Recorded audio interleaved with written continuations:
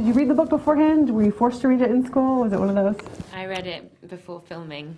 Okay. Yeah, and during, both. I read it before. And during, yeah. Yeah. We would sometimes both be reading it in the makeup chair. I think most of the time when you'd see us all preparing for a scene, we'd all be looking for the scene in the book because it was so useful. And Tom, the director, was very clear at the very beginning. He said, listen, this is the best resource and a guide for you as actors. So. Yeah, actually, I remember that was one scene where we were both reading it before, and so we both went, oh, that bit, you know, it's that bit, I can't remember what scene it was, so I'm being vague, but we both sort of thought, oh, we should really try and get this moment into the script because it's not written. You know, Andrew Davis hadn't put that little moment in, and I don't think that's actually ended up being in it, but it gave us such sort of freedom to... It was when you were knitting, wasn't it? Oh, I can't remember. What was the appeal of this? I mean, you have Tom, you have Andrew, you have Harvey on board. I mean, it's kind of like a dream team. Yeah. Yeah, we were very lucky. And the book, it was War and Peace. I mean, that was the appeal Told too. story too. Yeah. We should probably credit him. Yeah. Good job. Yeah, it was a great team. And as well, the cast, we had 100 and something speaking roles. So the whole 5.5 months, these new actors would come, and every time they were consistently brilliant, like Ken Stott and Stephen Ray and, you know, Nick Brimble, who had like one line, who's an amazing actor who I've loved forever. So we were very, very lucky to have an incredible crew, an incredible cast. And you had to film in Russia, Latvia, and Lithuania, I believe, which are very cold places, and you did it at the start of the year. How the heck did you stay warm? It's tough because shooting, you have so much downtime. Yeah, it was cold, and we had one scene, and he was like shoving snow in my face. Whoa, he wasn't actually that romantic. He was just right in my face. That was scripted. That sounds like I was shoving snow. It was, wasn't it? I don't know. That was a choice, but it was cold. It was cold. It wasn't that cold. I mean, it could have been. Yeah, it's true. We were quite lucky, actually. I mean, we were kind of gearing ourselves up for like -25, and it never really got that bad. But it was, you know, there was snow up to your waist, and you know we were.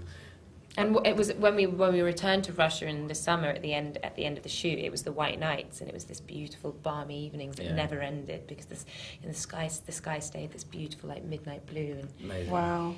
You couldn't really be anywhere else. That was I remember standing on this walkway in the grounds of his stately home with Jim Broadbent, and we both sort of been guided there by someone who didn't quite understand where we were, and then we looked out and what looked like these frozen plains, these tiny little huskies and little men way in the distance.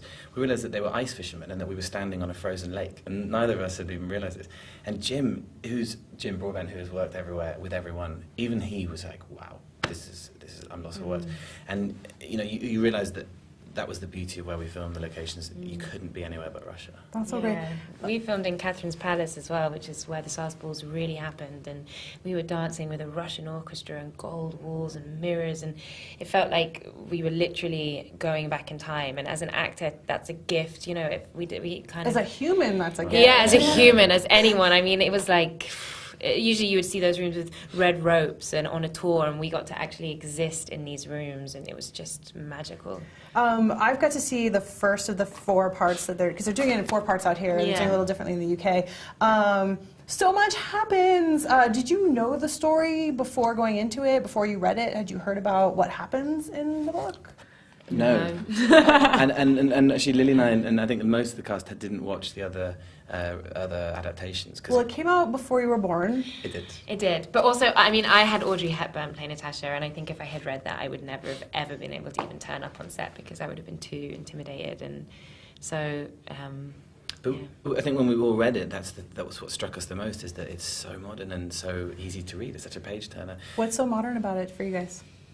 It's about love, it's about families. I mean, I honestly read Natasha feeling like it was a truthful account of how I felt when I grew up, of how I felt when I first fell in love, and when I was dancing and learning to sing. And it was just, people don't change. I mean, obviously the time and the politics, and that all influences how you then behave. But the story, I mean, you've sometimes said it's a bit like a soap. It's a bit like a soap. It's sort of... It is. It's, you know, loads and loads of young and people and their families, and then they fall in and out of love, and they have stories of revenge and jealousy and jewels and losing your sex. money and bankruptcy, and sex and lust and discovering that for the first time. And yeah, it felt very, very modern.